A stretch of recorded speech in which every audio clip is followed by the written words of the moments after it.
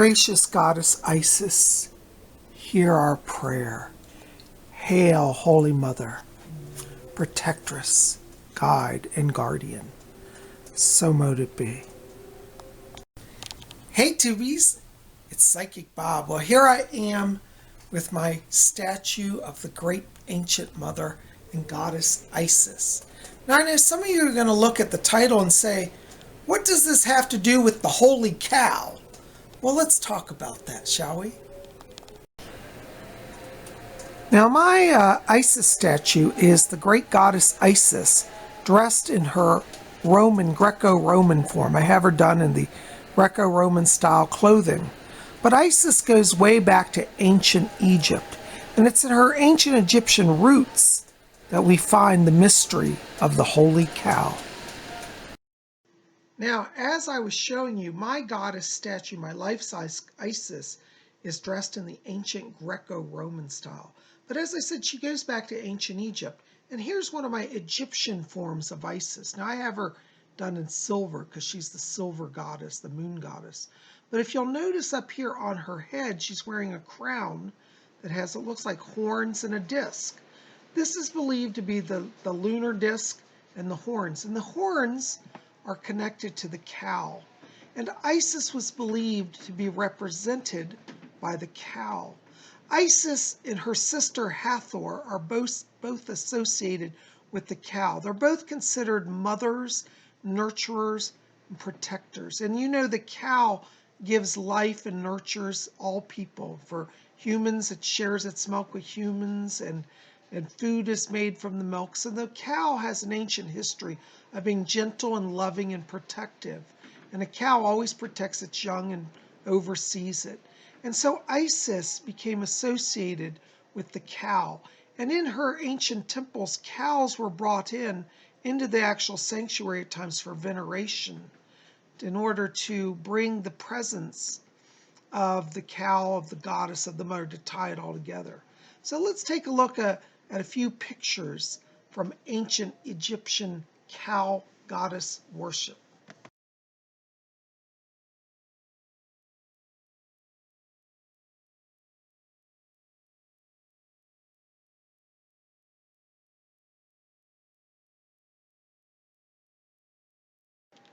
So there you go. This is where a lot of the honor and veneration of cows came from, because the cows were associated with the goddess. Now, not only did this cow worship exist in ancient Egypt, it even drifted into the ancient state of Israel among the Hebrew people. Well, before they were probably formally a country, but among the tribal wanderings of the Jewish people in the Hebraic religion, they also had an incident where they began to worship the cow. So let's take a look at that picture. Here it is.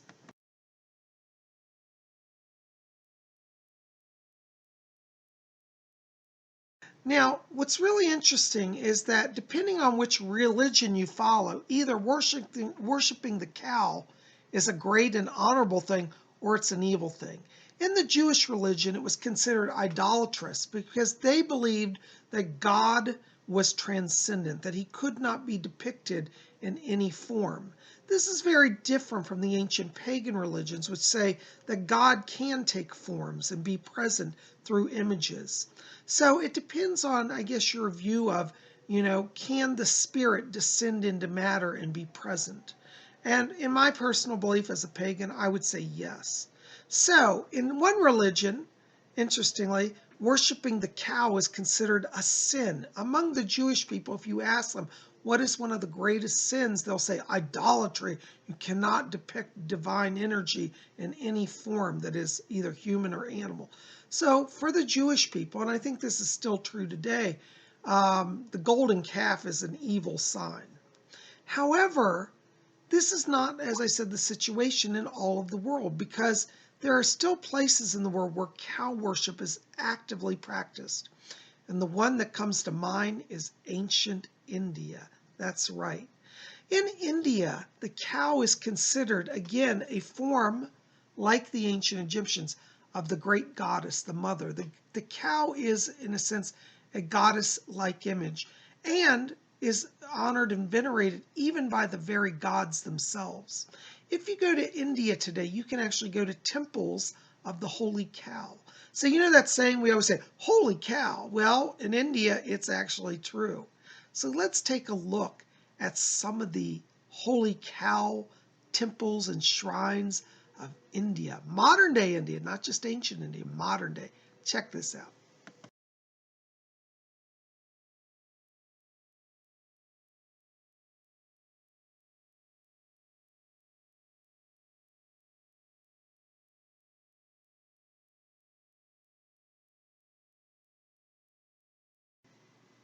And I suppose it's just my opinion, but as a pagan, I do believe that the divine, the infinite, the gods can enter into physical form and be present. Not every pagan believes this.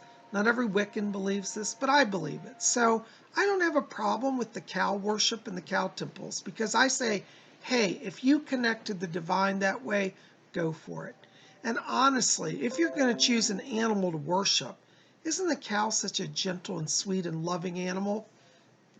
When I look at cows, I really do see the presence of my goddess, Isis, in the cow. So that's my 2 cents on it. But you know, don't take my word for it, because in India, even the gods themselves revere the Holy Mother Cow. So the god Krishna is a god that I love, and Krishna was known as Govinda. That means herder of the cows. And as Krishna grew up, once he incarnated on earth, he tended to cows. And so the Hindus see, well, if the god Krishna loved and took care of cows, that's pretty special. So here are some pictures of Krishna with some cows. Check these out.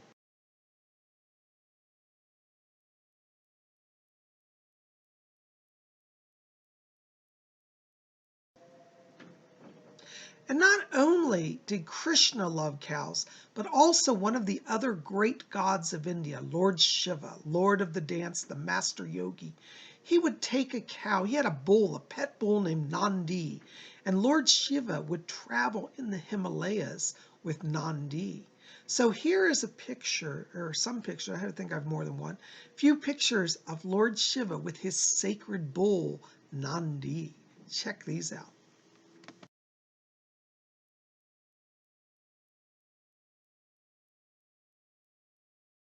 So I think that's what's really cool about this is that in India, the ancient traditions of cow worship are still very much prevalent. And it's not just some mythology of the past as it is in the West. You know, in the West, we think, oh, cow worship's gone because, you know, the ancient Hebrews stopped that stuff, so that's not going on. But as you can see, it's clearly and plainly still going on in the world today. So what does that mean for us? Well, maybe some of you feel drawn to the cow. Maybe you see in the cow the presence of the ancient goddess, the mother. You know, it's certainly one way to consider it. And so maybe we want to explore how you can bring that into your life if you feel so called. So let's take a look at this. Come on along. Hail Mother Isis. Come on along.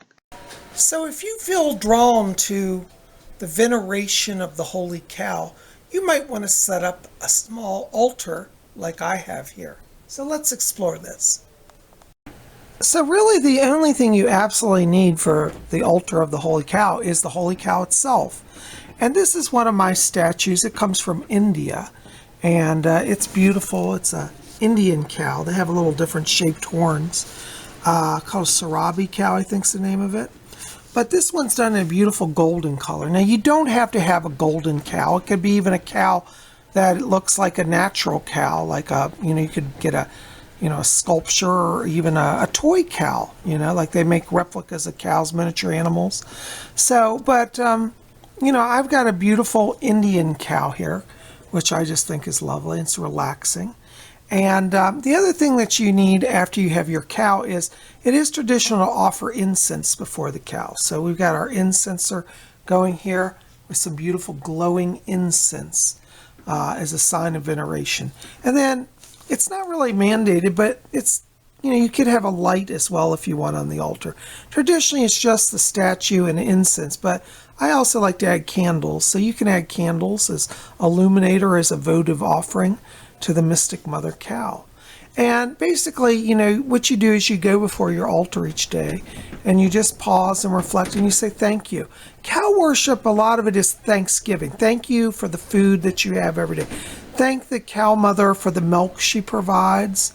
You know, thank her for her service and labor. You know, in many parts of the world, cows are used to plow fields, and you know, and from the cow milk, think of all the products that we get. We get cottage cheese and dairy products of all sorts, you know. And so the cow's giving of milk is really life affirming, not only for cows, but for humans as well. And so think of, you know, like ice cream, for example. Where would we be with ice cream without the cow? Okay. Or if you go to a cake shop, that frosted cream icing has a dairy base, some of it, you know, pure cream frostings. How many of you put creamer in your coffee or your tea each day? There's the cow again. So the mother cow really gives a lot to our lives. And I can understand why cows are loved and venerated. It's interesting because in India, they take this very seriously. And in fact, you go to prison if you kill a cow. Like, and in some states, they even talk about the death penalty. If you kill a cow, you know, intentionally, like you say, I'm going to go kill a cow, it's equal to killing a human and you receive a death sentence. That's how venerated the cow is. So anyways, I love Mother Cow. I've known a lot of Indians. You know, I told you I used to live next to a Hindu temple. And when I lived near the Hindu temple, I used to go over, and at the festival days, they'd have people who had cows. They'd bring them, and they would paint the cows up, and they'd be part of the festival. So that was always kind of cool. So anyways, this is the altar to the Holy Cow. Very simple. It doesn't have to be complex. You can make it as elaborate as you want. Some people put flowers on the altar, or they'll sprinkle flower petals around their cow sculpture. Some people make little garland necklaces of flowers and drape across their cow. So you can make your cow veneration as elaborate as you want. But know that in the cow, we see the signs of the ancient mother. And so for the Egyptians, you know, this was the goddesses, you know, the goddess Isis or the goddess Hathor. You know, and then today in modern India, the cow is venerated as you know, an ancient goddess, as well as the companion of Lord Shiva. Lord Shiva actually travels on a bull, not a cow, but the bull is a a bull is a male cow, basically. So, you know, whether you honor the bull or the cow, you know, you're honoring an animal that has an ancient history and veneration. So there you go. There is a simple cow veneration altar. So guys, I hope this has given you something to think about today, some insights of another way to connect to spirituality. So maybe, you know, you're new to Wicca and exploring the concept of the goddess, and maybe exploring cow veneration may be something that will help you align with the energies of the great divine mother. So there are my 2 cents for you. Well guys, I've sure enjoyed spending this time with you, and I hope that this has brought you some insights.